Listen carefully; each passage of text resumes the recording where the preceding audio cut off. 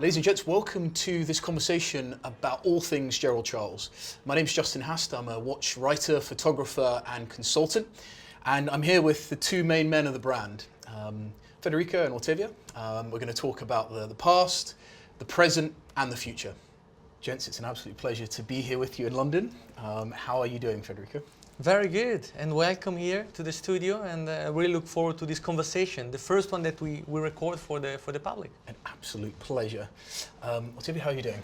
Justin, well? I'm doing well. I'm doing great. Yeah. Thank you. Thank you. Excited to be here. Well, just to give some context to this, we had a lovely lunch yesterday with some of the media here in London, and I was lucky enough to sit next to you. And you know, sometimes when you sit next to people at dinner parties, you're a little bit anxious about how the conversation's going to go. In truth, or at least this is how I felt it, we didn't stop talking about watches. Absolutely. Did you feel the same? Absolutely did. I was going to mention it before. It was a pleasant conversation, very interesting, engaging. Good. Well, it was a pleasure. The pleasure really was all mine. Thank you so much. And you know, today the opportunity for us really is for me to ask questions that I think the community out there, the watch loving community out there at large may have about the brand. An opportunity for me to learn a little bit more about you guys as well. So why don't we start at the very beginning? Federico, let's talk about you in the watch world. What is it about watches that inspires you? How did you get into watches? So I was born and raised in the watch industry. All my family has been working in the watch industry since I was a baby. I remember still my father was taking me to these dinners with his clients, with his partners, and they were speaking French most of the times. And I was really feeling unwell. I was saying, look, I'm just a baby, I'm 4 years old, 5 years old, I just want to go play with my friends. And he was insisting for me to stay there, and I didn't understand why. But now I understand, and it gave me all this background, I absorbed so much information, and it led me to where I'm now, leading a Gerald Charles brand. Yeah, so it was inevitable really that you were going to get into it. At what point did you pick up a design? Did you pick up a watch? Did you connect personally with this? Was this something that, as a young boy, you know, you were always inspired by, or was there a moment in time that came later that you were like, wow, this is actually quite special. He's not crazy. It's something that evolved step by step with time. I always saw my father wearing his watch every day. Even when he was sleeping, he was wearing a watch. When he was showering, he was wearing a watch all the time. And I started to observe it, and step by step exploring different brands, different creations, and I elaborated it into my mind. And until I turned 18, I received actually my first mechanical watch as a present from my dad. And since then I started to get more and more passionate about it and started to do my own research. Back in the time there were not social media as popular as they are now, so it was a bit more complicated to research about watches. But it was really a process until now, and I'm still learning a lot. Have you still got the watch now? Yes, of course. Good, fantastic. And of course, you're the CEO. You're the man in the business right now, the top man in the Gerald Charles business. Octavio, you've come into the business more recently, but you guys have always been friends, right? Yes, we've known each other for some time now. I also know Federico's father, and his father introduced me to the family, and also introduced me to Audemars Piguet. Because we have to obviously talk about your lineage in the watch world, because of course you've worked for Omega, you've worked for AP. Tell us a little bit about how you got in the industry. Where did your inspiration for the watch world come from? Well, in fact, I accidentally bumped into horology at school. I studied design in Switzerland, and I had some friends who progressively introduced me to watchmaking in general. And then I had a few friends who were hired by watch brands, and there I became really intrigued with the industry itself at large. And little by little I began to, the watch industry is a quite infectious industry and culture. So it was very quickly I was much more involved and interested in the trade itself. Now I know you worked on the Constellation, is that right, at Omega? Was that a watch that gave you that early inspiration to say, hey, you know what, there's so much here from a creative perspective? Omega were my informative years. It's an incredible, finely oiled machine, and effectively one of my bigger projects at Omega was the new generation Constellation. It was my first integrated bracelet project, sporty integrated bracelet project, fascinating experience, and very proud of it. Well, actually, the one thing I didn't tell you yesterday at lunch was my first watch, the watch that got me into this whole thing, was a Constellation. a day date that my grandfather that I never met, he wore in South Africa as his one watch. And I think the one thing we all know and aspire to is being the one watch collection guy or girl. Truth be told, that's just not possible. We have to, it's impossible to have one watch, because once you realize how amazing it is, you can't just settle for one. But that was the one watch that got me all into it originally. Well, it's a fantastic starting point, actually, because it really represents an era for the brand, and it's still very popular today. And of course, a Genta design, one that most people don't particularly recognize as being one of his works, which is pretty cool. That's also remarkable, and I feel very privileged to have been able to contribute to the lineage of that collection. One of the most amazing things is that very few people have actually had the opportunity to meet Gerald Genta or work with him. And you had the opportunity to do both for a period of time at AP. Tell us a little bit about what it was like to know him as a designer and to know him as a man. I met Mr. Genta in 2009 during the development of the 40th anniversary of the Royal Oak. We were really exploring in depth what that watch meant for the brand and also for the industry. And obviously, the most in-depth way that you can do research on that is to speak to the gentleman who designed it. And so that was the opportunity for me to exchange with Mr. Genta, pick his brain on the process that he went through to design that piece, and also understand some of the future points of view that he could have on that collection. So that was the first time I met him. After that, we met regularly, a couple of times in Monaco, for instance, where he lives. And it was an exceptional experience for me, and it gave me a lot of insight into his thinking. What were you most impressed by from a design perspective, on a professional level? Was there a particular characteristic of him that stuck with you and that you think of today? I think that, well, from a pure design point of view, I think his gouache skills were incredible. I mean, all of his work was done by hand, very precise, done in scale. So that's obviously quite a challenge to draw and paint at that scale is quite impressive. But also the breadth of work that he had. I was able to see some of his archives, go through some of the different projects that he's done, and he's just an insatiable creative. So everything from one-off pieces to commercial products, and this flexibility that he has of going from one to the other is impressive. And just for those who aren't sure what you mean by that, we're talking about the fact that he would literally pull out a pencil and start sketching to scale before anything would then transpire after. I mean, now us designers have CAD tools where we're able to draw in scale, but really zoom in and out. But at the time, effectively, everything was done by hand and to scale.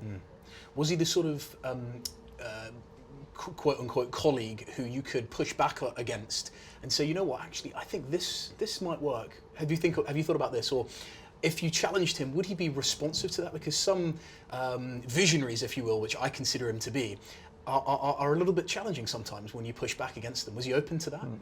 Well, our conversations really focused on the existing Royal Oak, and I did have some questions about that piece that intrigued me, but he was very open and willing to discuss those sorts of points. For instance, the hands of the Royal Oak, which I felt were always a bit too soft versus the rest of the piece, which is very linear and structured. I asked him why these hands were this way, and he explained to me that he wanted the Superluminova to be sort of encircled by a soft, warm, almost maternal shape. And that's why he chose to go with the soft hands that he has on the Royal Oak. Yeah, it's amazing actually. I think very few people dive into the detail unless you have the opportunity to sit next to a designer at a lunch. You don't get the chance to really dive into the detail of watch design, certainly not to the depth I would like to. But talking to you yesterday, I was blown away by the fact that you talked to him about that, but also on the 15202, for example, the fact that the logo was recessed down into the dial to make things a little bit tighter to one another, and that really gave the whole aesthetic to the watch, the closeness of the hands and the crystal itself. Well, it was obligatory because of the needle height of the hour hand, being that the AP logo is at 6 o'clock. it's right. It's right in the way, if you want, of the hour hand. So it has to be sunk into the dial, at least on the new 15, on the 15202 of 2010. This was the case. And I'm curious to know how he viewed, because obviously he was prolific, as you say, he created a lot of different designs. How did he view these watches, those that had had commercial success and maybe those that were still to come? Because of course there were designs there that he probably connected with more so than, say, the Nautilus, the Royal Oak and the Constellation. I'm not sure about that. I know that he was, again, his versatility between commercial pieces and the work that he did for brands like Gerald Charles is fascinating, because I feel like with Gerald Charles, it was more an experimental project where he was really able to express himself in the most personal way. And both of these ways of working are very different one from the other. So he was very capable of doing both.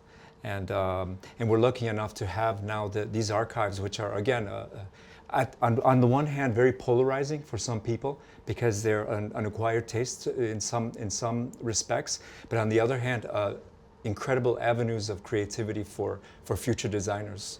Now, Federico, that leaves us, leads us nicely to Gerald Charles, and I'm keen to understand how you interacted with the brand, because Gerald himself founded the business in 2000, right? Tell us a little bit how you came to the brand and what those early years looked like for you. As you said, Gerald Charles founded the brand in 2000, and in 2003 he came to my family. As you know, they have always been in the watch industry. They knew each other personally from previous collaborations, and he asked for support. First of all, for a distribution of the brand in Italy, and then for a complete acquisition of the brand, the intellectual property, and the stock, remaining as designer-in-chief from 2003 until 2011. So for this period of time, he has been incredibly prolific in terms of creation. He designed several cases, not only the Maestro case that we see now. And my uncle Gianpaolo was the general manager at the time. And they were focusing on multiple models. They were focusing on many pieces on demand, unique pieces, very limited editions. Maybe the case of the Maestro was initially bigger, was mainly in precious materials, not in steel, and was hosting complications. And after 2011, after his passing, we had a treasure trove of his original designs, of his drawings, his name, I mean, on the dial, which is something unique and remarkable. And we kept producing pieces mainly on demand for our VIP customers all over the world until the end of 2018, where when I had this idea, I said we should really open up more the story of Gerald Charles. We have the last designs of Monsieur Gérald Genta. We cannot keep them in a safe. We have a responsibility towards the world of watch collectors that tell us, don't keep it for few, don't keep it in the safe, just open up this story. And this is why we gather some new investors, independent families. We grew the team, we expanded to really launch the rebirth model, which was the Maestro anniversary. The first Maestro in stainless steel, medical grade, a limited edition of 252 pieces. Each piece has marked a month and a year for the 252 months of the 20 years of existence of the brand. And this really let people understand the brand is not a new brand, it exists since 20 years. You just are not aware of it. And since then, we started to recreate the collection, and until now, where we have 8 models in the collection under my direction as general manager, but under a very experienced board of directors, with a great designer like Octavio Garcia, really to take this into the future. Now, as I understand it, his nickname was Maestro. Friends and family called him the Maestro. Is that right? Or was that just rumor? That's correct. Yeah. That's correct. That's, of course, is a rumor, but is a rumor that has solid ground. Yeah, because this was the beginnings of the case shape that we now know and love. And I think it's important that we talk about where his inspiration came for this piece, because he looked at architecture, he was inspired by lots of different things, and this was a Baroque building, right, that he took inspiration from. Absolutely. So as we know, all the Gérald Genta designed pieces are inspired from real-life objects. He very rarely, if not never, seek inspiration from other watches, but always seek inspiration from real-life objects. And this is why all his creations are so different from all other watches and from each other.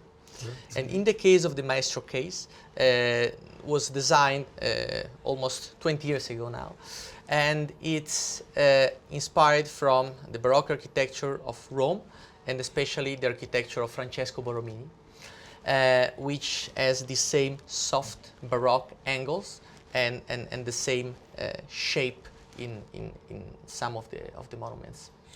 I do feel right now, at least looking in the watch world at large, there seems to be this moment for case shapes like never before. You know, we have a number of case shapes that have come to the market, and it's a very there's a lot going on out there, but a case shape that stands out, as this does, is something really quite special. No, I mean, you know, it's curious to me because it's got this obvious elegance to it, but yet it has a screw-down crown, and it has a vulcanized rubber strap.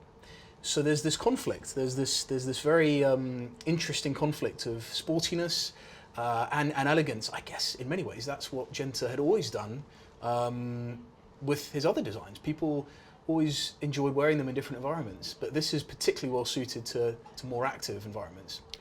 What do you think, Octavio? Do you consider that in your design process? I could not agree with you more. I think that in many cases, some of his more commercial work was much more influenced by like finely crafted machinery or obviously the diving equipment for the Royal Oak. But in this case, the reference point of the Baroque architecture of Rome is a fresh departure from his commercial work. So it's absolutely inspiring, and the contrast between this soft Baroque shapes and the rubber strap, the sporty elements on the dial, and the thinness of the watch, the elegance of the profile, really make for an intriguing and unique timepiece. One thing most people won't know, Federico, is that since 2000, Gerald himself was producing watches for clients around the world. Tell us a little bit about, you know, how he operated at that point, because we had the Maestro case, we had the name, and we had the man in the business, and of course we had lots of people around the world wanting him to make watches for them. How did this all work? Absolutely. So most of the watches he made for them between 2000 and 2011 were under the Gerald Charles brand. This is why hundreds of different models were produced for Gerald Charles. Different complications were explored, but even different case shapes that are quite unusual that now are sold out and discontinued were also created. And many more drawings were drawn but never produced. And here it comes to an important treasure trove again of original drawings in edit that we can always use for our creative process today, and eventually one day present them as an alternative to the Maestro case, which nevertheless remains our core, and we have no intention to change for the moment. And we call these watches the museum pieces. And looking back, and I had the opportunity to look into the catalogue recently, and you've got some wonderful imagery of some of those early watches, and the tourbillon featured heavily in those early watches. And we've actually got an image here of one from 2005. How you know, from a design perspective, because obviously this year, Octavio, you've been working on this open work variation. Talk to us about how you take something here that's been created by the man from a technical perspective and a visual perspective, and then translate it to something here that's incredibly modern and really a piece of art for the wrist. It takes hundreds of iterations, a lot of thinking, a lot of research, a lot of understanding. First, diving into the archives, understanding the approach that Mr. Genta had with the skeletal pieces. Also, the conversations that I shared with him regarding skeleton watches were also insightful in the work that I did for the Maestro 8.0. So that was the starting point, the research, and also doing personal research of my own, things that inspire me, and combining them to create what is today the 8.0. What did he enjoy about this type of architecture? What did he like about it? Well, first of all, he was always really, in the conversations we had, he was always really, for him it was very important that a skeleton piece be as open as possible. Now that's something that most watchmakers and creatives aspire to really go to the fullest extreme. But I feel like he really pushed it to the maximum. Also, the formal language, I feel, is very contemporary and ahead of its time in many ways because it's so technical and pure, contrary to a more Baroque sort of floral decorations that you might see on skeletal pieces of the same era. So these are the things that were the most inspiring, and that really I immediately sort of connected with, and that were then transferable onto the new collection. There's this powerful juxtaposition, these contending forces that come together in great design.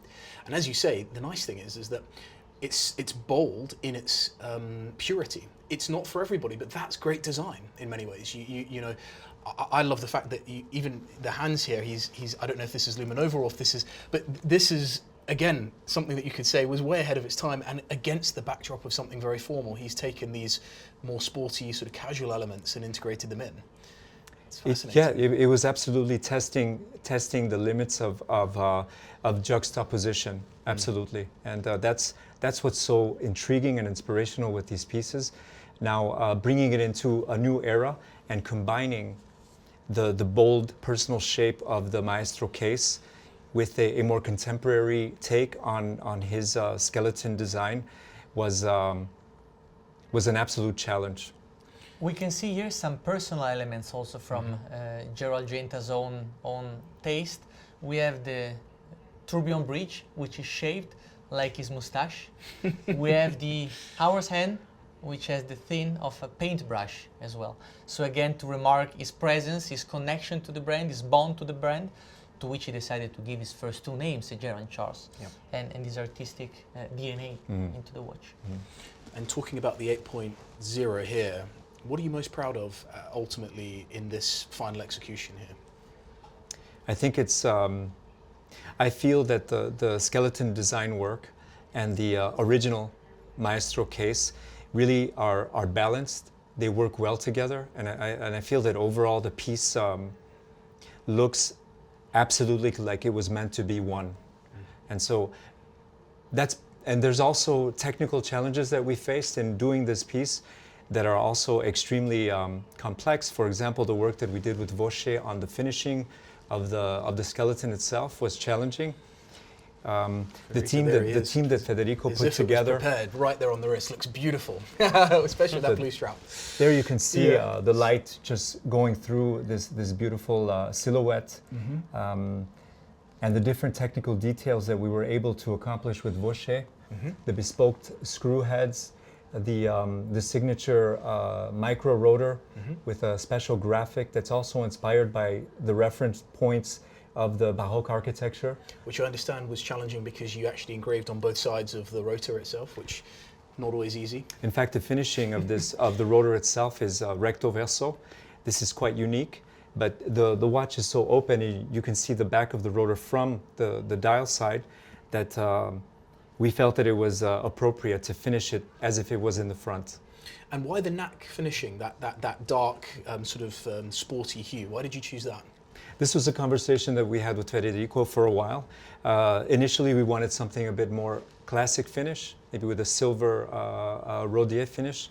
But ultimately, we felt that the watch needed contrast to really underscore the depth of the skeleton work, and also the diamond cut chamfer on all the edges of the skeleton. Really, I feel, come out more with the contrasted neck finish. So once we saw the prototype, we knew that it was absolutely the right choice. Really is beautiful, and it's one of those watches that you need to see in the metal to fully appreciate that when the light hits these edges, you can see the finishing, and it's just mesmerizing, and especially in this light when you can just see straight through. And the contrast, I mean, it was an interesting call to go again with the gold rotor there that we didn't have that finish, because that is a bold piece of the design, no, from front and back. Absolutely, yeah. It's for me, it's the central piece in the entire skeleton movement. It's the oscillating rotor, micro rotor.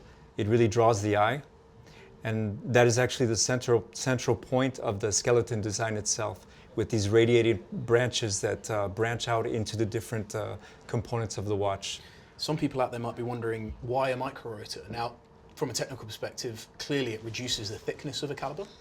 But of course, with the artistic approach you're trying to achieve here, where you can see everything and see through, a normal rotor just wouldn't be appropriate for this. It's the absolute perfect choice for this particular piece. And if you look at the dial from the front on, you've then actually got a bit of a challenge to decide where you put the Gerald Charles name. Correct. So talk me through how that conversation went between you. Was there some late night calls on that one? Federico, what do you think? Definitely late night calls for the 2 years of development and research on this watch. Was not designed and realized overnight, for sure. Yes. There was a lot of investment of resources and time. And shifting the name of Gerald Charles to the left really remarks how the star motif is central, and is the central point of this sky chart that then propagates throughout the entire movement. At the beginning, we were even considering not to write the logo name, because the case is already so recognizable, and on the oscillating rotor to the back you have the GC logo, so it could be enough.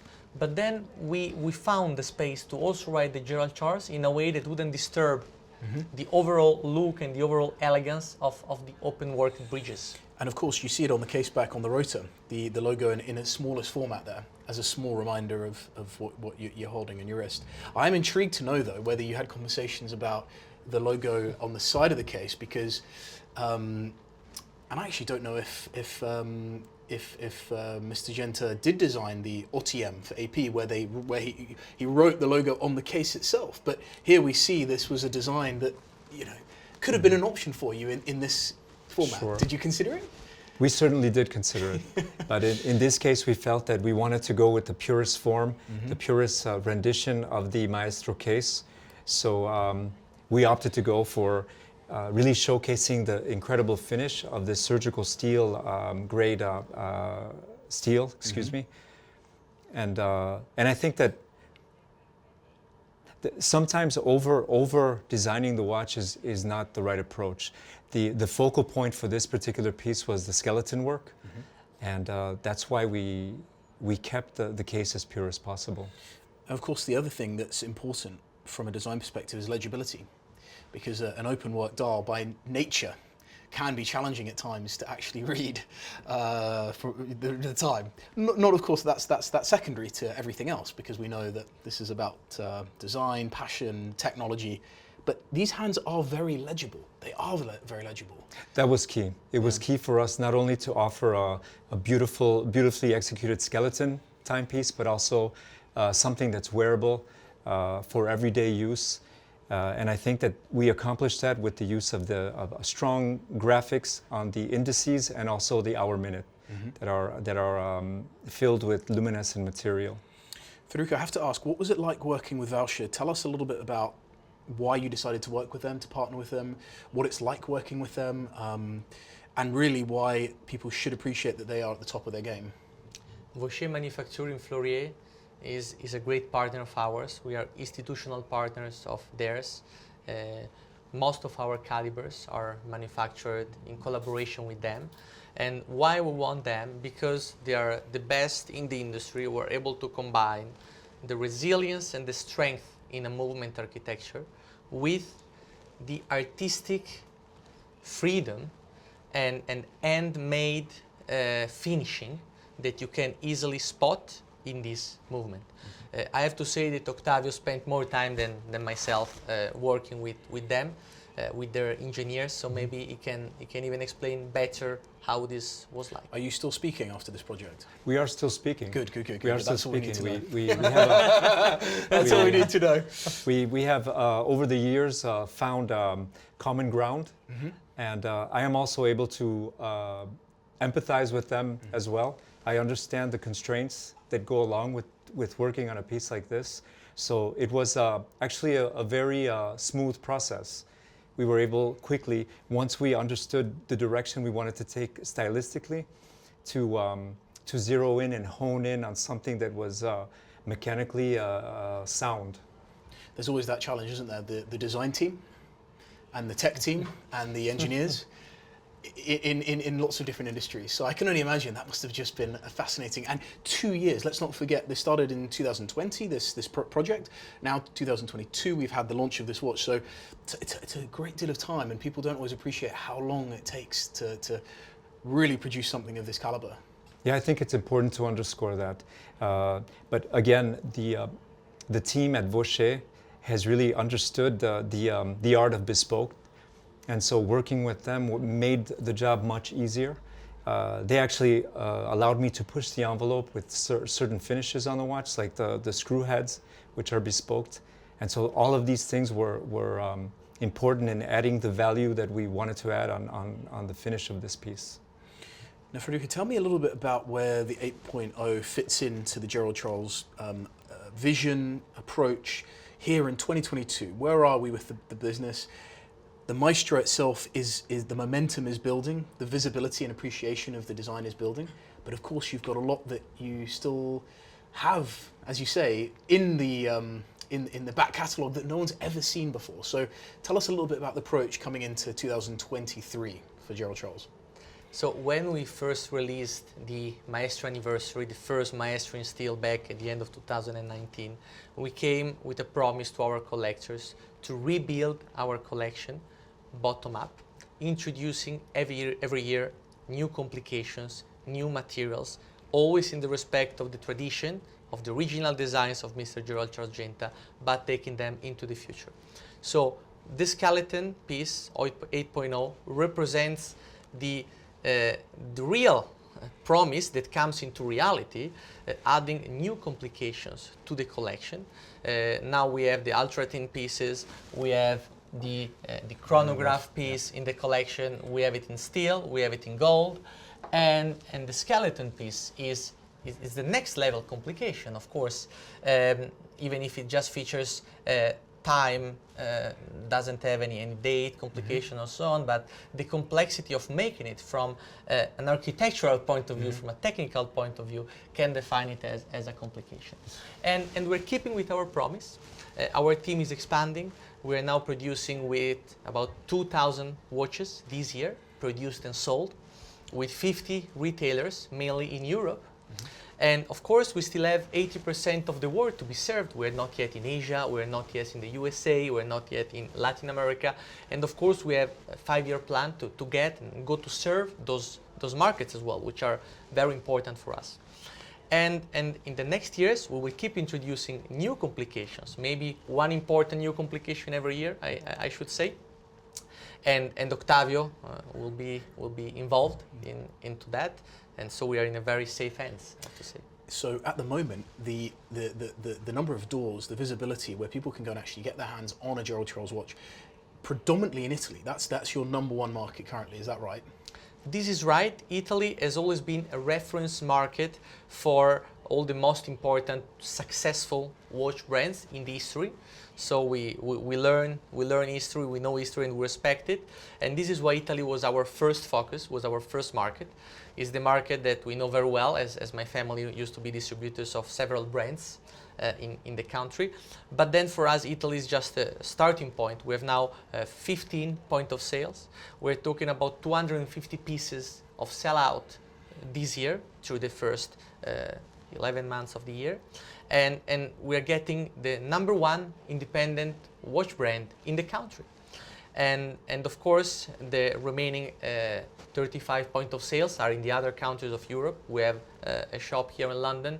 We have Paris, we have Madrid, we have the main cities of Europe, we have Switzerland, of course, Geneva, Zurich, and so on.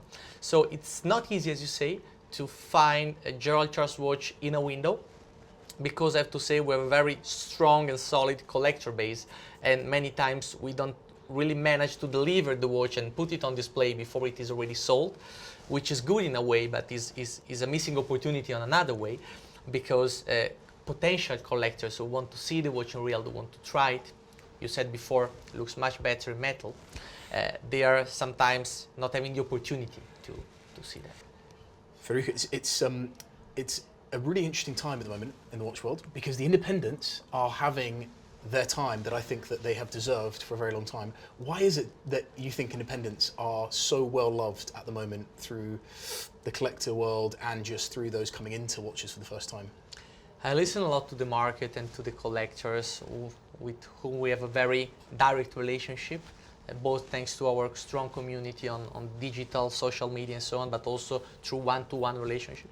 And what I hear from them is that they are looking for something new, something that they're not seeing on every wrist, something that differentiates them and something that represents their own personality, their own mood, their own way of being.